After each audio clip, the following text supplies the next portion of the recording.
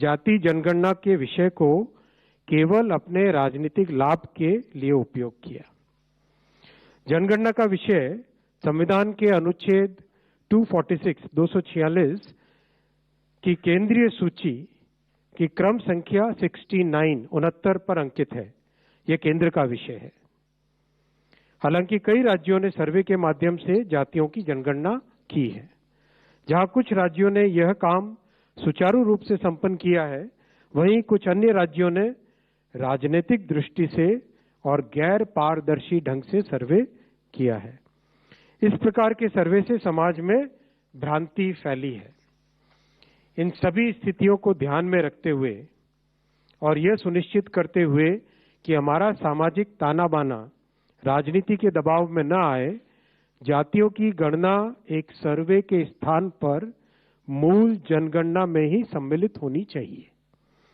इससे यह सुनिश्चित होगा कि समाज आर्थिक और सामाजिक दृष्टि से मजबूत होगा और देश की प्रगति भी निर्बाध चलती रहेगी। आज दिनांक 30/4/2025 के दिन प्रधानमंत्री श्री नरेंद्र मोदी जी के नेतृत्व में राजनीतिक विषयों की कैबिनेट समिति ने यह निर्णय लिया है कि जातियों की गणना को आने वाली जनगणना में सम्मिलित किया जाए।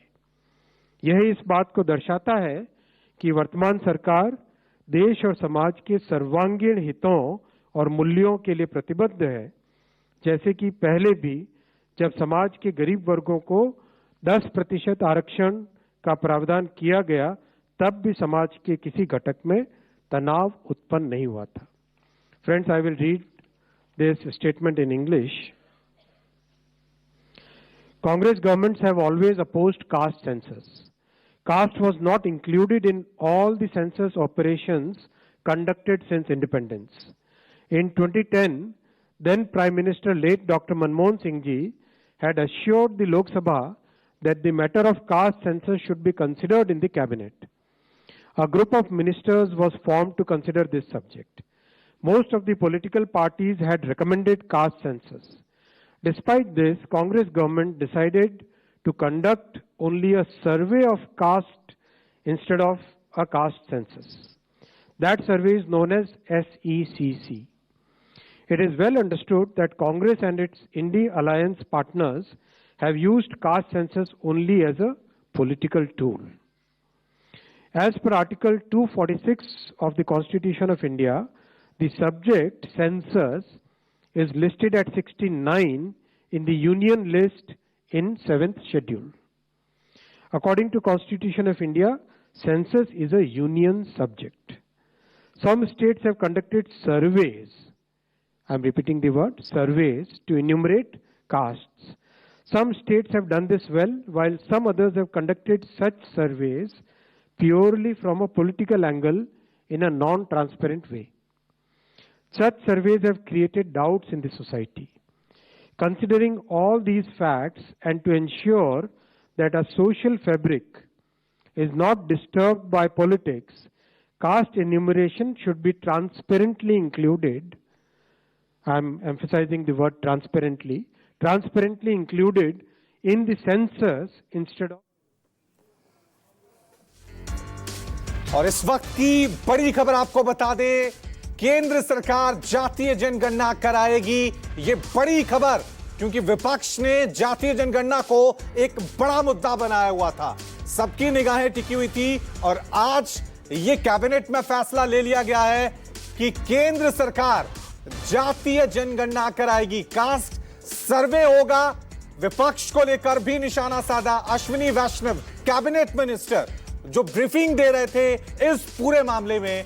एक बड़ी खबर, हालांकि इंतजार था कि पहलगाम आतंकी हमले को लेकर सरकार से क्या एक्शन लेगी, लेकिन अभी जो बड़ी खबर आ रही है वो है कि केंद्र सरकार जातीय जनगणना कराएगी। सीधा रुख करते हैं मेरे वरिष्ठ सहयोगी सुकेश रंजन हमारे साथ बने हुए। सुकेश, इस वक्त देश की सियासत में सबसे बड़ा मुद्दा था जातीय जनगणना। लगातार विपक्ष सवाल उठा रहा था कि मोदी सरकार जातीय जनगणना कराने से क्यों डर रही है।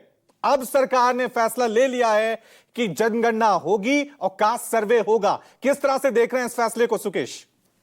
बहुत बड़ा फैसला है। देखिए, इसके पॉलिटिकल रिपोर्कशन होंगे, क्योंकि सिर्फ विपक्ष नहीं, सत्ता पक्ष का भी एक बड़ा वर्ग ये चाहता था, जो उनका सहयोगी है, चाहे वो जेडीयू हो, चाहे बाकी पार्टियां हो, वो जातिगत जनगणना के पक्ष में थे और इसलिए एक दबाव सरकार के अंदर था और सरकार के अंदर ये दबाव राजनीतिक वजहों से भी था। इसलिए आपको मालूम है कि पहले सरकार ने ये कहा था कि वो जनगणना कराएगी, उसमें जातियां शामिल होंगी, लेकिन उसके बाद सरकार पीछे हट गई और उसने जो सुप्रीम कोर्ट में एफिडेविट दिया था उसमें क्लैरिटी नहीं थी, उसने एक तरीके से विरोध किया था उस जातिगत जनगणना का। लेकिन जिस तरीके से द प्रेशर वाज माउंटिंग, जिस तरीके से सरकार पे दबाव बढ़ रहा था और सरकार ऐसा दिख रहा था कि विपक्ष के दबाव में सरकार आ रही है, ऐसा लग रहा था कि सरकार विलिंग नहीं है, ऐसा लग रहा था कि जो नैरेटिव विपक्ष चला रहा है कि संघ नहीं चाहता कि जातिगत जनगणना हो, बीजेपी अगड़ों की पार्टी है, बीजेपी नहीं चाहती, उस धार को कुंद करने की ये कोशिश है कि जातिगत जनगणना बीजेपी कराएगी। बीजेपी ने हाल के दिनों में अपना जो स्वरूप बदला है,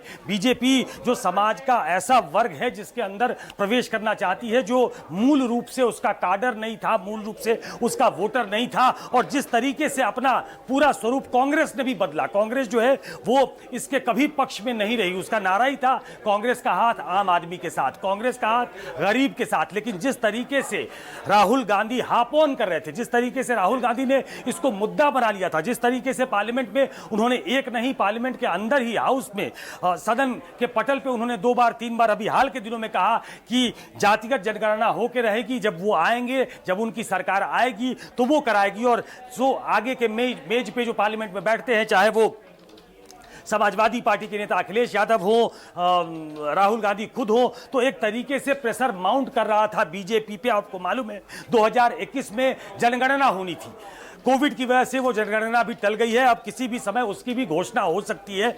जब वो गणना होगी, जनगणना होगी, उसमें जातियों की गणना भी होगी, जो आज बताया है इंफॉर्मेशन एंड ब्रॉडकास्टिंग मिनिस्टर ने, उसमें एक पॉलिटिकल कलर भी था। उन्होंने कहा कि कुछ राज्यों ने इसकी कोशिश की, उन्होंने ये केंद्र का सब्जेक्ट है, लेकिन जिस तरीके से राज्यों ने जातिगत सर्वे करवाया है, मतलब वो बिहार की तरफ इशारा कर रहे थे, तो कुछ ने तो बहुत साइंटिफिक तरीके से कराया है, अच्छा कराया है, लेकिन यही काम तेलंगाना सरकार ने किया है और कांग्रेस उसको लेकर टॉम टॉम कर रही थी। और बिहार के सर्वे को जाकर बिहार में राहुल गांधी कह चुके थे कि वो फेक है, तो उसको भी उस पर भी एक हमला हुआ सरकार की तरफ से कि कुछ लोगों ने इसको कुछ सरकारों ने गलत तरीके से कराया है। और कांग्रेस को तो पहले भी मौका मिला था, लेकिन उस समय उसने एक सर्वे कराया, लेकिन जातिगत जनगणना नहीं कराई।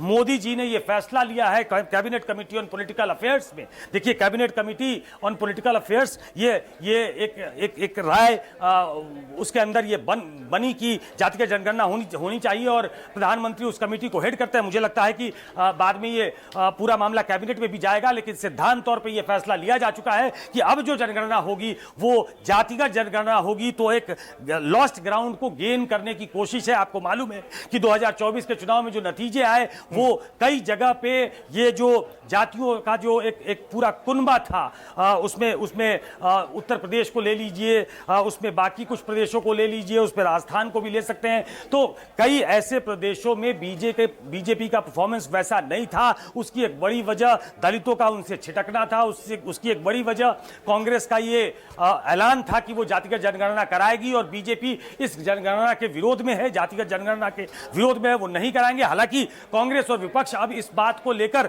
अपनी पीठ ठोकेंगे कि उनके दबाव में सरकार को यह फैसला करना पड़ा, नहीं तो यह फैसला बहुत पहले हो जाना चाहिए था। जिस तरीके से वो मुखर था, जिस तरीके से विपक्ष ने इसको मुद्दा बनाया था, सरकार को यह फैसला करना पड़ा। लेकिन सरकार कहेगी कि हम शुरू से कटिबद्ध थे, हम प्रतिबद्ध थे। ये 2010 में सदन के पटल पे जब बीजेपी विपक्ष में थी, गोपीनाथ मुंडे ने यह मसला उठाया था कि अगर इस बार 2011 में नहीं हुआ तो हम 10 साल और पीछे चले जाएंगे। उसके बाद राजनाथ सिंह ने सदन के पटल पे कहा था कि हम ये काम करेंगे। तो हम शुरू से इसको असेस करने की कोशिश कर रहे थे और अब हमने ये तय पाया है कि जातिगत जनगणना, ये जो जनगणना होगी 2021 में जो होनी थी, जो अब शुरू होगी लेट से, तो उसमें ये फैसला करा जाएगा। तो ये कुल मिलाकर आप देखें तो इसके राजनीतिक निहितार्थ हैं। बिहार में चुनाव है, बिहार में 3, 4, 5 महीने के अंदर चुनाव होने हैं। अक्टूबर नवंबर में हम अप्रैल में खड़े हैं।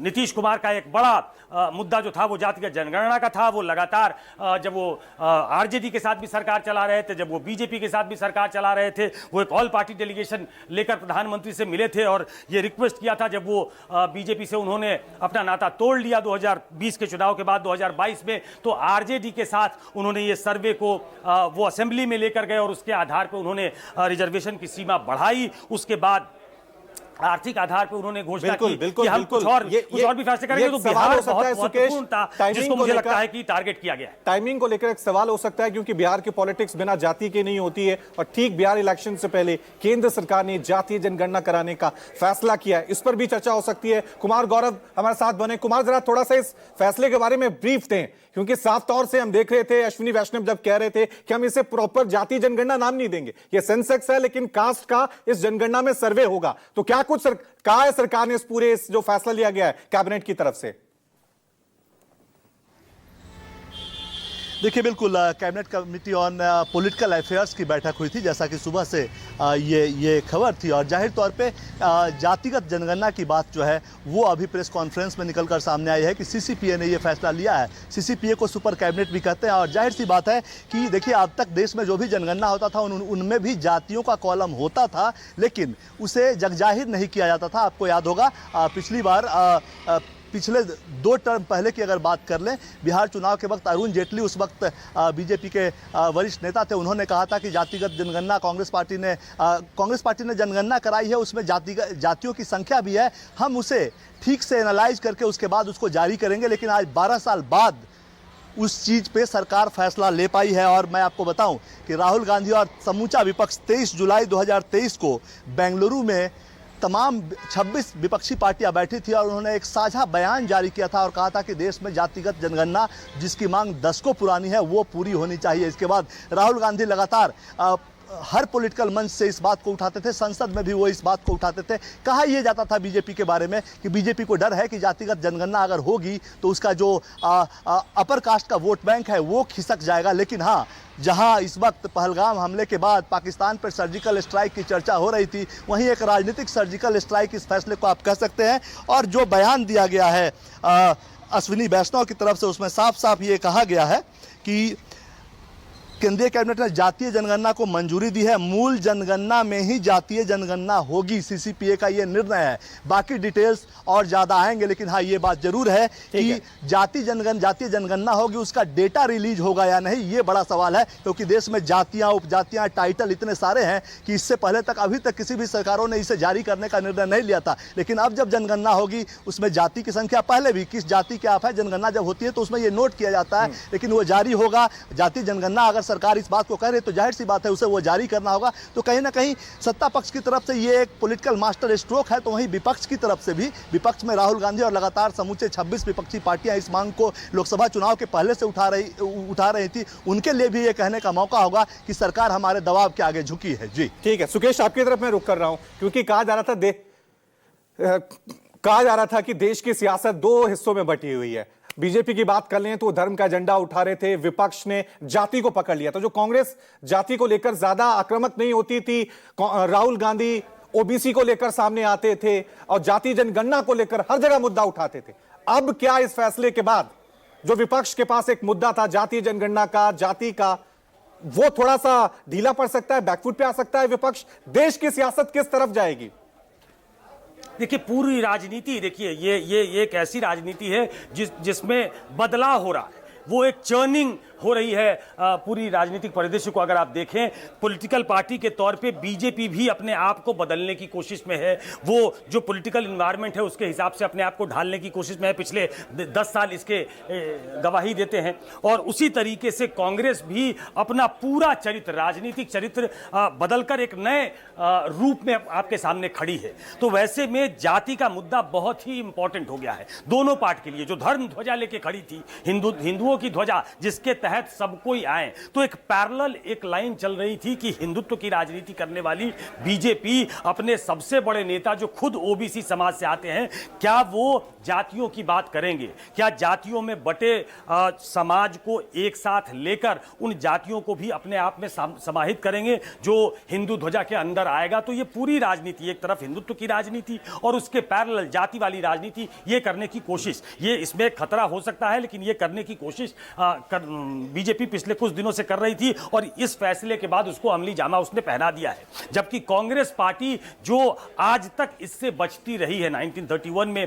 पहला जो कास्ट सेंसस, जो पहला सेंसस हुआ था, उसके बाद उसके बाद कभी कास्ट सेंसस नहीं हुआ, कभी इसकी मांग भी नहीं उठी, कभी इसको प्रमुखता से कांग्रेस ने उठाया भी नहीं। 2011 में जो सर्वे उसने कराया, जो एक लोगों के सामने वो रख सकती थी आंकड़ा, वो भी उसने नहीं रखा। उस समय वो टू माइंड्स में थे। लेकिन पिछले कुछ समय में जब उसको लगा कि बीजेपी की पॉलिटिकल काट जो है, राजनीतिक तौर पे उसका तोड़ तभी निकल सकता है जब आप इस पूरी राजनीति के दलदल में घुसेंगे और उनको एम्पावर करने की बात करेंगे। उसको लेकर बहुत पैशनेट दिखे पिछले कुछ दिनों से राहुल गांधी, और रैंक एंड फाइल में यह बात चली गई कि हम जातिगत जनगणना की बात करते हैं, हम जातियों की बात करते हैं। ये जो अभी तक मांग थी, ये जो पिछड़ों की राजनीति करने वाली पार्टियां थी, जो खास तौर पे रीजनल पार्टियां थी, नेशनल पार्टी इसको रिप्रेजेंट नहीं करती थी, पिछड़ों की। टाइमिंग को लेकर क्योंकि हमें याद है पंजाब और जब यूपी में चुनाव होने थे, जब 3 कृषि कानून वापस ले लिए गए थे, और अब बिहार में चुनाव होने, ऐसे वक्त में सरकार ने जातीय जनगणना का एक बड़ा फैसला लिया है। अब देश की सियासत किस दिशा की तरफ जाएगी, ये देखने वाली बात होगी।